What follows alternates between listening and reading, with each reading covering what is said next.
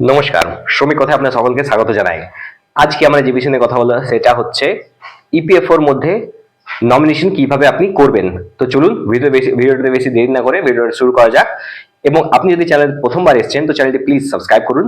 পাশের যে বেল আইকনটি আছে ওইটাকে অলে প্রেস করে দিন, তাতে প্রত্যেক নোটিফিকেশন আপনার কাছে সবচেয়ে প্রথম চলে আসবে। EPFO, employees provident fund organisation, কর্মচারী ভবিষ্যৎ তহবিল সংস্থা। এটা হচ্ছে শ্রম মন্ত্রণালয়ের অধীন, ভারত সরকারের অন্তর্গত। তো এখানে যিনি আছেন মূলত যিনি কোনো একটা স্ট্যাবলিশমেন্টের মধ্যে কাজ করছেন, ওনার একটা ইউএন নাম্বার থাকবে। ইউএন নাম্বারটা হচ্ছে ইউনিভার্সাল অ্যাকাউন্ট নাম্বার।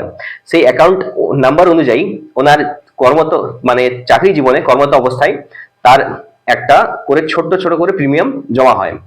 ওই প্রিমিয়ামটির ইউএন যে নাম্বারটি আছে সেই নাম্বারটি অ্যাক্টিভেট করার পর সেখান থেকে আপনি নিজের যে পাসবুকে যে ব্যালেন্স আছে সেটা আপনি যেমন চেক করতে পারেন, সেই রকমই দুর্ভাগ্যপূর্ণবশত যদি কোনো কারণে মেম্বারের যদি ডেথ হয়ে যায়, সেই পরিস্থিতিতে তাকে একটা এই ফাইল নমিনেশন করে রাখতে হয় তার পরিবারের জন্য, যেন ওই ওই যে অ্যামাউন্টটা বা ওই যে টাকাটা তাদের পরিবার যেন কাজে লাগে। তো এটার মধ্যে যে প্রসেসগুলো আছে সেই প্রসেসগুলো আমি আপনাকে আজকে স্টেপ বাই স্টেপ বলবো। সবচেয়ে প্রথম ই ফাইল নমিনেশনটা আপনি কিভাবে করবেন। ই ফাইল নমিনেশনের জন্য আপনাকে আপনার যে ইউএন নাম্বারটা আছে সেই ইউএন নাম্বারটা আপনার আধার লিঙ্ক রেজিস্টার্ড আধার সাথে লিঙ্ক যে মোবাইল নাম্বারটা আছে ওটা দিয়ে আপনি এটাকে প্রথমে অ্যাক্টিভেট করে নিন। এরপর আপনাকে চলে যেতে হবে ইউএন এর সাইটে। সেখানে যে আপনাকে ওই যে অ্যাকাউন্ট নাম্বারটা আছে সেটাকে লগ ইন করে আপনাকে চলে আসতে হবে ভিউ প্রোফাইলে। তো প্রোফাইলের মধ্যে সবচেয়ে প্রথম আপনাকে কি কি অ্যাড করতে হবে। প্রোফাইলের মধ্যে আপনাকে অ্যাড করতে হবে ছবি, নিজের ছবিটি, তার সাথে সাথে আদার্স যাবতীয় যা ডিটেলস গুলো লাগে সেগুলো আপনাকে অ্যাড করে দিতে হবে, যেমন অ্যাড্রেস। তারপর এছাড়া আপনার যে কেওয়াইসিটি আছে যেটার মধ্যে আপনার আধার আধার নাম্বার অনুযায়ী আধার, প্যান, ব্যাংক, এছাড়া কিছু কিছু ক্ষেত্রে পাসপোর্ট আপনি আপলোড করতে পারেন। যদি আপনার কাছে থাকে তো আপনি পাসপোর্ট আপলোড করে রাখতে পারেন, যদি ডিটেলস গুলো সবকিছু কারেক্ট ওয়াইজ থাকে। তো তারপর যখনই আপনি প্রোফাইলের পার্টটি কমপ্লিটলি ফিল আপ করে দেবেন তখনই আপনার কাছে ই নমিনেশনের ফাইলটি ওপেন হয়ে আসবে। তো সেক্ষেত্রে আপনার ই নমিনেশন যেটি আপনি করবেন, তো সেখানে আমি একটা একটা করে স্টেপ আপনাকে বলবো যে আপনি কি কি ভাবে কাকে কাকে নমিনেশন দিতে পারেন। তো আপনার ইউএন নাম্বারটা অনুযায়ী বা আপনি যে ইউএন নাম্বারের মধ্যে আছেন, যদি আপনি অবিবাহিত এক্ষেত্রে আপনার নমিনেশন হিসাবে সবচেয়ে প্রথম আপনার বাবা কিংবা আপনার মা, এরপর আপনার স্ত্রী, এছাড়া স্ত্রীর ছেলে কিংবা তার মেয়ে, কিংবা আপনার মৃত যদি ছেলে থাকে সেক্ষেত্রে তার স্ত্রীর নামে আপনি করতে পারেন। তার আবার যদি ছেলে থাকে আপনি তার নামও এই নমিনেশনটা ফাইল করতে পারেন। এবার এক্ষেত্রে একটা আলাদা জিনিস আছে যেটা কিনা হচ্ছে, আর যদি আপনি ফিমেল ওয়ার্কার তো সেক্ষেত্রে আপনি যদি চান তো আপনার হয়তো শ্বশুর কিংবা শাশুড়িকে এই পিএফ এর আওতায় তাদেরকে নমিনেশন দিতে পারেন। এছাড়া এছাড়া যদি আপনি মনে করেন কি আপনার ফ্যামিলিতে কিছু জন আছে তাদেরকে আমি নমিনেশন হিসাবে এখানে ফাইল করব, সেক্ষেত্রে সেটা আপনি করে নিতে পারেন। কিন্তু একটা জিনিস আপনাকে মনে রাখতে হবে, যদি যখন আপনি বিয়ে করবেন ওই ক্ষেত্রে বা ওই পরিস্থিতিতে আপনার স্ত্রী এবং আপনার স্ত্রীর বাচ্চা, ছেলে হোক বা মেয়ে হোক, উভয়ই কিন্তু এই পেনশনের অধিকারী হয়ে যায় রুল অনুযায়ী।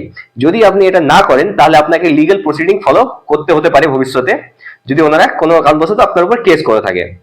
তো এটা ভালো হবে যদি ওই ওই পরিস্থিতিতে আপনি যেন ওদের উপর নমিনেশন ফাইলটা আগে থেকে করে দেবেন, এটা আপনি অনেক জায়গা থেকে আপনি বেঁচে যাবেন।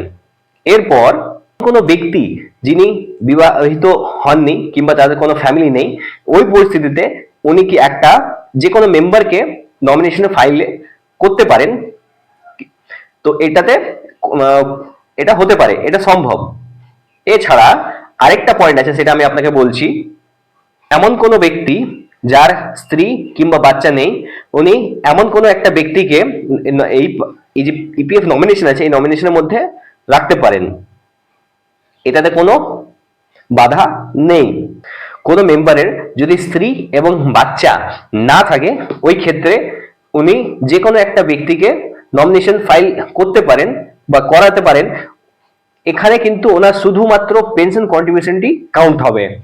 আপনি যখন এই নমিনেশন ফাইলটি করছেন, ওই সময় যদি আপনার অনেকগুলো ফ্যামিলি মেম্বার থাকে বা যেভাবে আমি আপনাকে এর আগে বললাম, ওইভাবে যদি আপনি নমিনেশনটা ফাইল করছেন, তো আপনাকে একটা লক্ষ্য রাখতে হবে, তার যেন নাম, ডেট অফ বার্থ, আধার সবকিছু যেন কারেক্টলি দেওয়া থাকে, জেন্ডার। এরপর ওনার একটা পয়েন্ট খুব ইম্পর্টেন্ট পয়েন্ট হচ্ছে, তার কিন্তু ব্যাংক অ্যাকাউন্ট ডিটেলস কিন্তু ম্যান্ডেটরি নয়, কিন্তু ইপিএফ মেম্বার যিনি হয়েছেন ওনার যে ই সাইন আছে, সেই ই সাইনটা ছাড়া আপনি কিন্তু ওই টাকাটা ক্লেম করতে পারবেন না। তো এটা ভালো হবে ওনাকে যদি আপনি ই সাইনটা করিয়ে নিন, তাহলেই এই যে ক্লেমটা আপনার মানে ওই যখন এপিএফ মেম্বারের মৃত্যু হয়ে যায়, ওই সময় আপনি ওটাকে ডাইরেক্টলি ক্লেম করতে পারবেন। তো সেটা আধার লিঙ্ক যে মোবাইল নাম্বারটি আছে ওটার মধ্যে এটার ওটিপিটা আসবে। এবার আমরা যে বিষয়টা কথা বলবো সেটা হচ্ছে, যদি আপনি এই নমিনেশন যাদেরকে করেছেন কোনো কারণবশত তাদেরকে আপনি এবার পুনরায় চেঞ্জ করতে চান বা অন্য কাউকে যদি এই নমিনেশনের মধ্যে আপনি আনতে চান, তো সেটা সেম প্রসেসের মাধ্যমে আপনি করতে পারেন। এক্ষেত্রে আপনার যে পুরনো যে নমিনেশন ফাইলগুলো করা আছে সেটা আপনি এডিট কিন্তু করতে পারবেন না, নতুনের সাথে ওটা অটোমেটিক্যালি রিপ্লেস হয়ে যাবে। এই ভিডিওটি যদি আপনার ভালো লেগেছে তো ভিডিওটি অবশ্যই একটা লাইক করবেন, পাশে কমেন্ট করবেন আর অন্যদের সাথে শেয়ার করে দিন। এরকম আরো অনেক ইনফরমেটিভ ভিডিও পেতে গেলে এই চ্যানেলটি অবশ্যই সাবস্ক্রাইব করুন আর পাশে থাকুন। ধন্যবাদ।